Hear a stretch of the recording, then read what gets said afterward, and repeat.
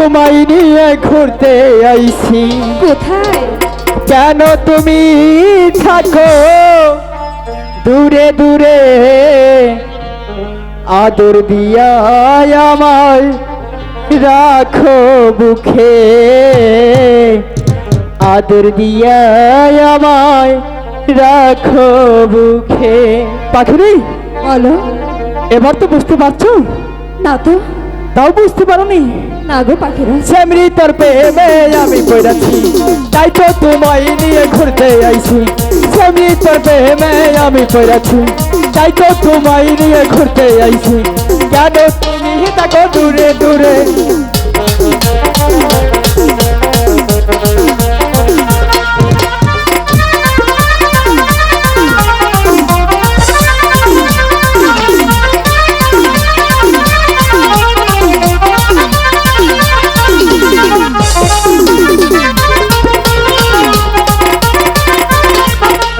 বড় ভাইরে সাক্ষী রেখে মনটা দিয়েছি পাখি আমি তোরে।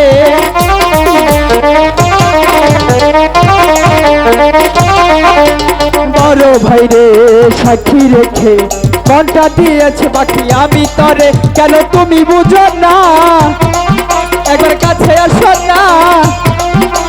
কেন তুমি থাকো দূরে দূরে, আদর দিয়া আমায় রাখো।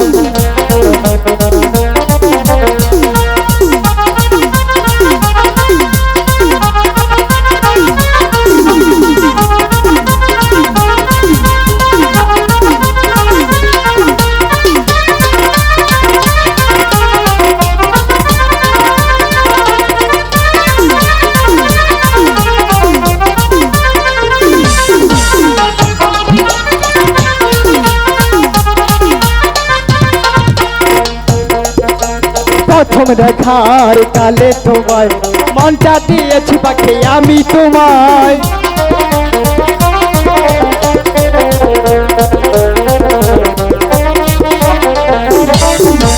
প্রথম দেখার কালে তোমায় মনটা দিয়েছি পাখি আমি তোমায়। কেন তুমি বুঝো না, একবার কাছে আসো না।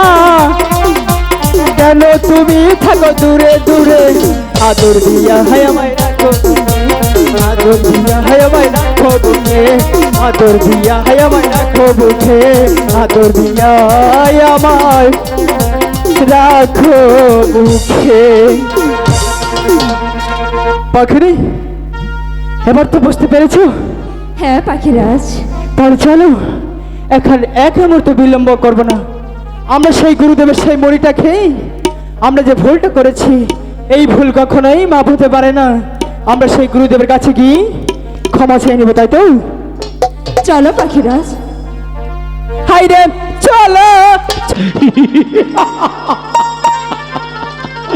অনেকদিন হয় আমি কৈলাসনগর গমন করি না, তাই তো আজ মনে পড়েছে সেই কৈলাসের কথা। অনেক দিনকার স্থাপিত ভান আমি শীতল করব সেই কৈলাস।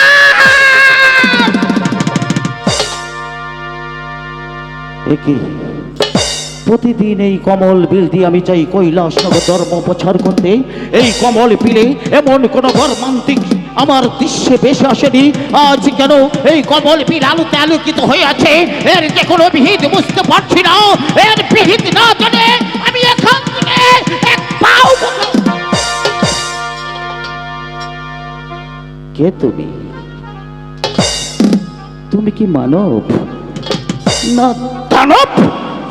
যদি আমার কথায় সাড়া না দাও, আমি ভগবানের নামে দিব্যি খেয়ে বলেছি, এই কমল বিলের মাঝে আমি আমার হাতের ত্রিশূল দিয়ে আমি তোমাকে পুরে আমি দানব নই, দানব নই, আমি যে একজন মানুষ। মানুষ আমাকে মারবেন না।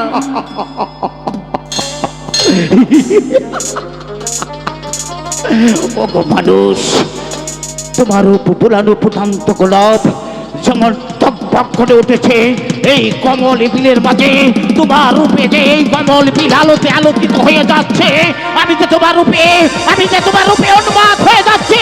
আমি তোমাকে নিয়ে যাবো। না, আপনি আমাকে বর্ষ করবেন না, বর্ষ করবো না, এখান থেকে চলে যান। চলে যাব।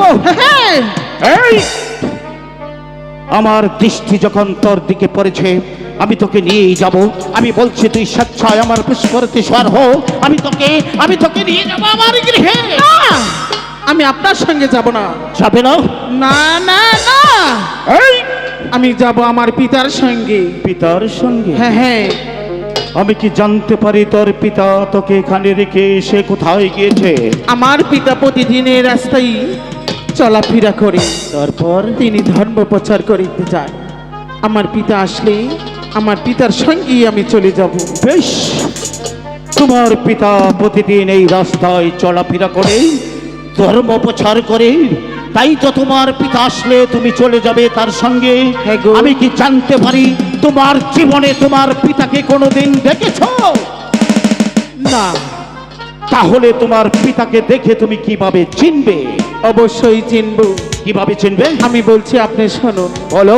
আমার পিতা ইয়া বড় লম্বা, ইয়া বড় লম্বা, তার মাথায় আছে জ্বর, তারপর গলায় আছে সাপ, তারপর আর হাতে আছে ত্রিশাল, তারপর গায়ে আছে বাঘের চামড়া। তারপর দেবী দেব মহাদেব শিব ঠাকুর। ওগো, ওগো পিতা দেবতা, আমি যে বড় ভুল করে ফেলেছি পিতা, আমাকে ক্ষমা করুন।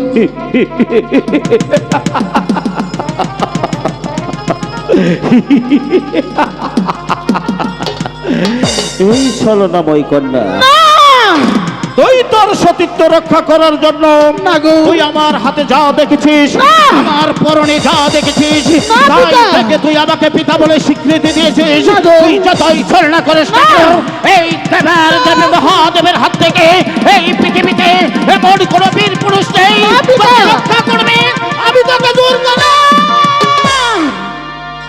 আমি সত্যি করে বলছি, আপনি আমার পিতা দেবতা। আমি তোর পিতা দেবতা হব কেন?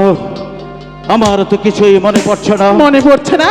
তোর জন্ম কোথায় হয়েছে, কিভাবে হয়েছে, তোর জন্মের পরিচয় আমার কাছে খুলে বল। তা না হলে তুই যতই ছলনা করে আমাকে পিতা বলে স্বীকৃতি দাস না কেন, আমি তোকে এই কমল বিলের মাঝে আমি পুরো বর্ষ করে দিয়ে যাব। ঠিক আছে পিতা দেবতা, আমি বলছি, আপনি শুনুন। আপনি যখন কৈলাস ভবন যাত্রা করেছিলেন, পাখি পাখির মিলন হয়েছিল, ওই মিলন দেখে আপনার আশিক হয়েছিল। ওই আশিকের ছুটে এক ফোঁটা মনি ভরে যায় ওই পদ্মার পাতার উপর। পদ্মার নাল দিয়ে পাথাল্যগ্রজি বা দেবী আমাকে লালন পালন করে এতটুকু বড় করেছে। মনে পড়েছে? মনে পড়েছে? সব কিছু মনে পড়েছে। অনেক দিন আগে গিয়েছিলাম কৈলাসনগর ধর্ম প্রচার করতে। সেখান থেকে ফিরে আসার পথে আমার এক ফোঁটা আশেক বড়ি পড়েছিল ওই কমলি বিলের মাঝে।